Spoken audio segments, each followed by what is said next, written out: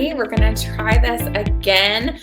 Today, I'm going to chat with you a little bit about how to build a successful remote team culture. My name is Brooke, and I am the founder and CEO here at Allobee. Allobee is a one-stop business solution for the overwhelmed entrepreneur and business owner.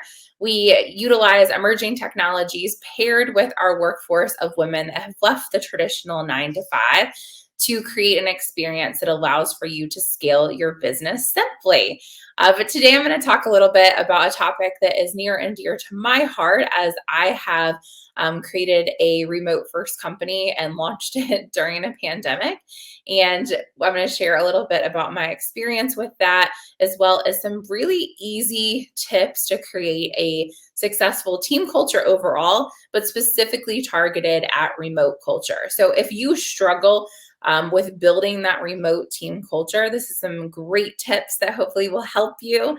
I am currently at my co-working space in downtown Durham, North Carolina at American Underground, which is one tip that I didn't even include here. But when you're remote first, it doesn't mean you have to completely be remote. So the great thing about having people all over the country is we can have our employees also work from co-working spaces if they so desire, as well as have certain teams that could be potentially in person. So right now, our engineering team actually does get to meet in person for the most part a few days a week. And that today is one of our engineering days, one of our product push days.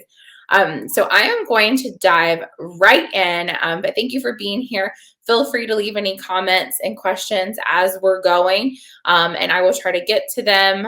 This is my first broadcasty LinkedIn Live, so hopefully I won't mess it up too bad. So here we go.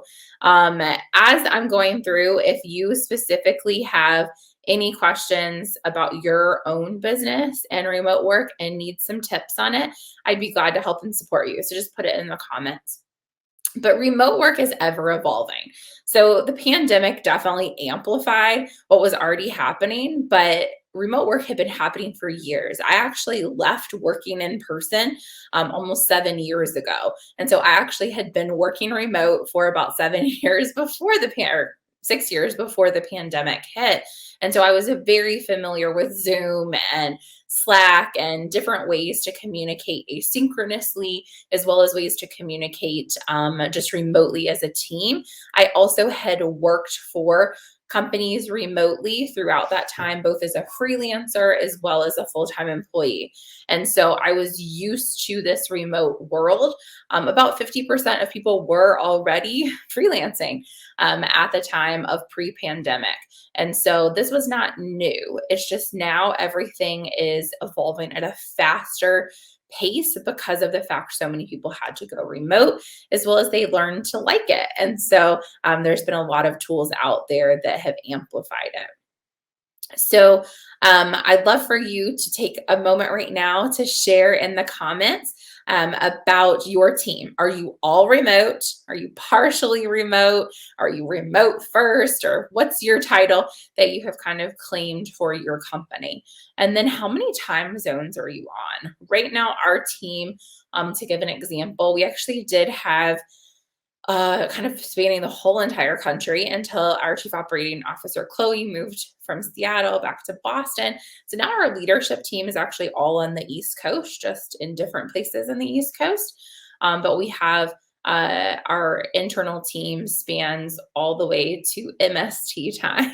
And then we also have our experts within our workforce all over the country. So we do have PST experts, and we do have to very much pay attention to that, because as we're sending out job offers and requests and messages, we're definitely going to have people on all different time zones. So if you haven't noticed in Slack, if you utilize Slack as part of your team, you now can see, they'll kind of like notify you and say, hey, you're actually trying to send something to someone and the time zone there is quite different than here. So maybe you don't want to send them a message yet.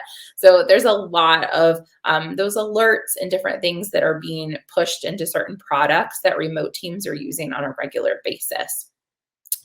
Okay, so let's see here. I'm going to see if I can see any questions that are going on, but we're also going to just move through this.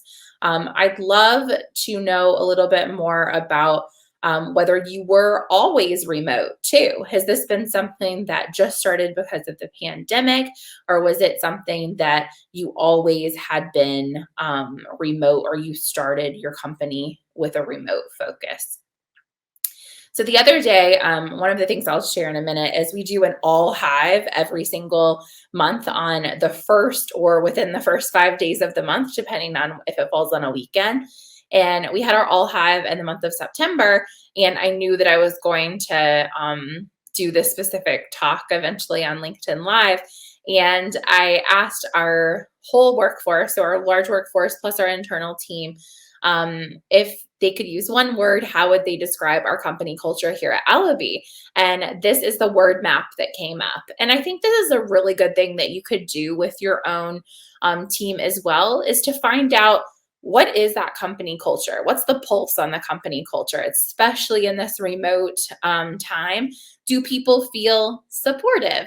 Do people feel inspired, welcoming, flexible, that there's processes that they can follow, cooperative, proactive, safe?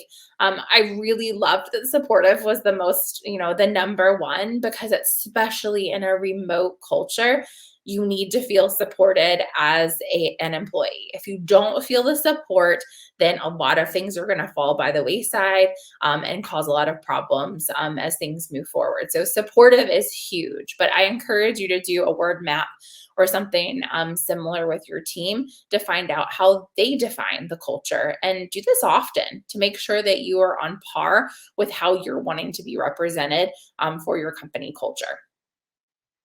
Okay, the next area that we have found a ton of value in at Allobee is to make sure that our missions and our values are extremely defined and that everybody knows about them, and we talk about them constantly. So at Allobee, our mission is to obviously get women paid, get caregivers paid that have left the workforce. That's a huge mission of ours. And it's also a mission for us to help our business owners scale simply and help to support them and get them to continue to come back because we want to help and support them. And then that in turn gives more jobs and more money to our experts. And we talk about that a lot. We talk about it all the time, and everything that we do is that is a huge part of our mission. We also have defined further our mission and our values, which I'll talk about in a second. But I encourage you to think about that. Are you really talking about your values on a regular basis? Does your whole team, your remote team, your freelancers, your outsourced people, as well as your internal team, do they truly know what your values and missions are? And are they behind it? And then also talk about them often. I talk about our values and our mission in our newsletter to our clients, our main newsletter, and our expert newsletter every single week. It's a huge thing. We wrap all of our content into our values and make sure that it's going through kind of our values filter before we put it out there. And I think that that's really important. One thing that I did as a founder over the summer, I actually, of course, I went on a vacation and then I figured this all out. It took my first vacation in probably 2.5 years of really taking off. And I actually didn't have my kids either. And so it was a real nice, quiet vacation. And I was reading a book about the 3 things that a CEO should do. And one of the things is the culture. And he had been talking a little bit about values and do you have your own values? And he said that he set up like a Beatitudes for his company. And I was like, oh my gosh, well, this is a great play on words considering we're Allobee. So the Beatitudes. And obviously this did not load. So ignore my lovely that there's a random copy in here about fintech, but you'll get the point. So how do we focus on this? We have the Beatitudes. We have 12 Beatitudes, which actually you can see I don't think I actually have them up here.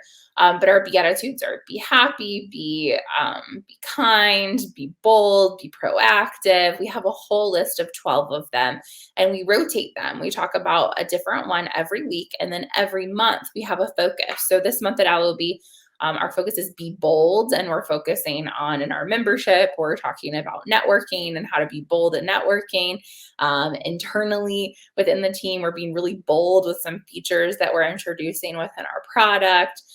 We're being bold in who we're reaching out for partnerships with, and it just helps to push us a little bit, or helps to bring us back to base level. So we also have one of the Beatitudes is be kind, and we actually implemented a be kind policy into our terms of service to make sure that our clients, our experts, our internal team, we're always being kind to one another.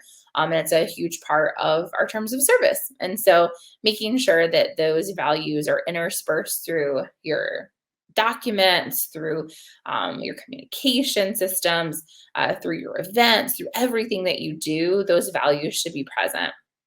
We also, like I mentioned, have our All Hive meeting once a month, which is basically all hands, and we love doing it. It's my favorite day of the month. I love being able to see all of our experts that are able to join come on live with us. We have a full meeting together, get to see each other's faces, not just the leadership, it's everybody, all of our experts. As well as all of our internal team. And we give shout outs to who has done the best that month.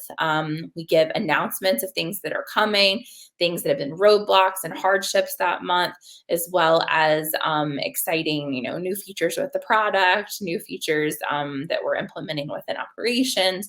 And it's just a really fun way to spend time with each other, but also keep everybody engaged. And this has allowed us to have an extremely high retention rate, both internally as internal team members, but also within our workforce.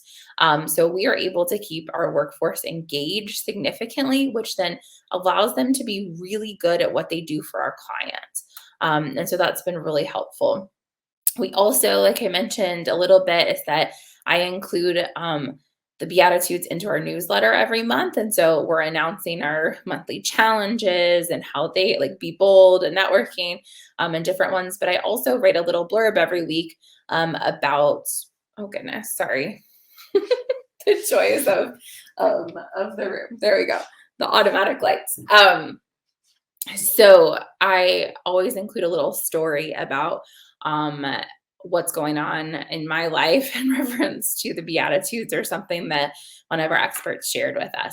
But it's just a great way to interact with everybody, and kind of in a different way by getting to send messages, and I'll get messages back from our clients and people in our email list saying, oh, I was able to, really identify a time that I was being more proactive or bold or kind, or I loved that story. It's just a great way to connect with people in your company culture in some way.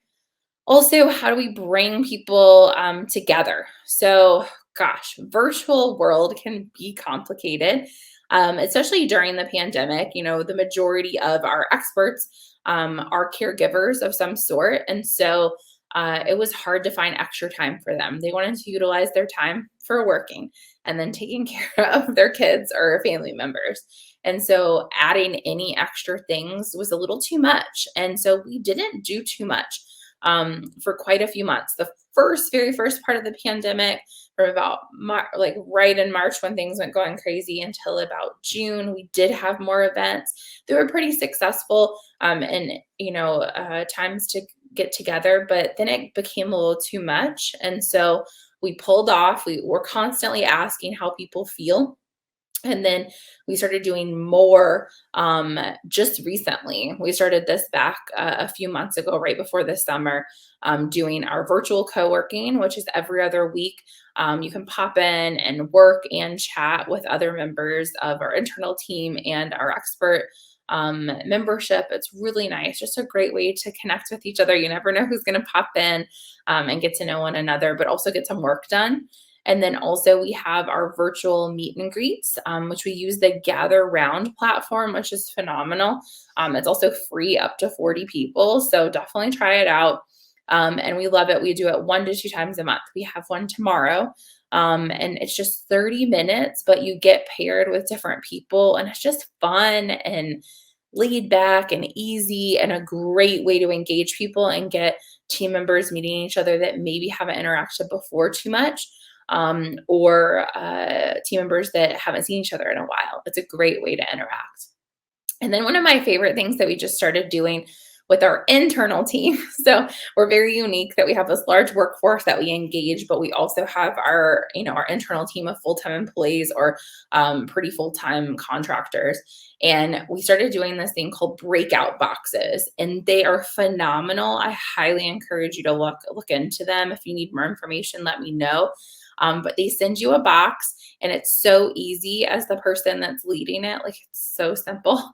They send you a whole deck to go through with your team as you're doing it. But we did caramel apples last week on Friday, and it was so fun. We made like caramel apple nachos, and got to eat them, and then we played like a little game, and you just get to ask random questions to each other. It's an hour long, so not too much of your time, but it's so simple. They handle all the details. You just show up, so you actually can have fun too as the leader, and get to interact with your team. So I highly suggest breakout boxes. And then tools for collaboration and communication. If you are doing anything remotely right now, I'm sure you probably already do this, but we use Asana, Slack, Zoom, Loom, and then we also use what's called Circle for our membership platform and all of our communication with our Hive. We just switched to this about 2 months ago, and it's fabulous. I was utilizing it for 2 other organizations that I'm a part of, and I love it. And just in a phenomenal team that is building Circle, and it's super community focused, and just a great way to interact. So if you have any sort of membership, or you want more of a community feel, that's a great way to interact with one another. And then obviously Asana for project management, Slack for the daily communication, Zoom for meetings, and then we use Loom to send short videos to our clients, our experts, our team members. If I need somebody to do a few different things, but I only have time to explain it to them at midnight or 8 p.m., and I know that they're not available, then I'll just record a quick Loom, send it to them. They will review that Loom when it's effective, a good time for them, asynchronously from me, and then they can review it and get the work done. So no one's ever waiting on each other, and I think that's a huge thing when it comes to remote work. What can go wrong is that if there's too many roadblocks, I often I hate being the roadblock. And so I'll be like, I'm the roadblock. So if I record a Loom, or I'm able to do it asynchronously to send to people, that I'm able to make sure that it's getting done. But I don't have to necessarily book a call to spend time chatting with that person to get them up to date. It can just work a lot more asynchronously. So, in a world that is constantly changing, it's to our advantage to learn how to adapt and enjoy something better. And I think that this is a great quote for everything with building a remote team culture: is what's working for us today might not work for us in a month. What worked for us in the early pandemic didn't work 4 months into the pandemic. And so you constantly need to have a pulse on your team, and especially as a leader of your team, whether you are a team of two, well, even if you're a team of one, if you're a team of two, you're a team of 20, 50, 100, whatever your team size is, you need to constantly keep a pulse on it and know what's going on and how people are feeling. One of the number one things I ask my team every single week is, how can I help? They know that I have so much on my plate. They know that I really do not have any more extra bandwidth to give them, but they also know that I mean it. And if I can't help them, then I will find somebody that can, or I will help them problem solve. And so making sure that they get that support. And that's probably why they said that supportive is the best thing about Allobee. we really, really try to support each other, and we're always there to help. I know that we have a crazy timeline for a push for our new platform. And so I've been working with our engineering team a lot, and I haven't been able to spend as much time doing other things. And I started to get a little overwhelmed yesterday, and I just started going, "Hey guys, I need help." And they were right ready to do stuff. And then this morning I woke up and looked at all the stuff that had been given back to me just since the time that I went to bed last night. So build a supportive culture, and then you will have to support yourself as a leader constantly, which is so nice. And then, do you have any questions? I'd love to know what your questions are, how we can support you, how I can support you as you're building this remote team culture. Especially if you're growing fast and you're scaling fast, it can be really hard to keep a culture in balance. And that's what we've been doing all year. So I'm glad to chat about that, especially any female founders, underrepresented founders.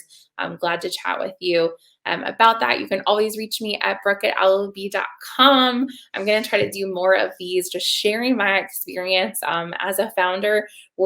I'm 3 years into Allobee, and then in the last year and a half was when we really started to bring on a team.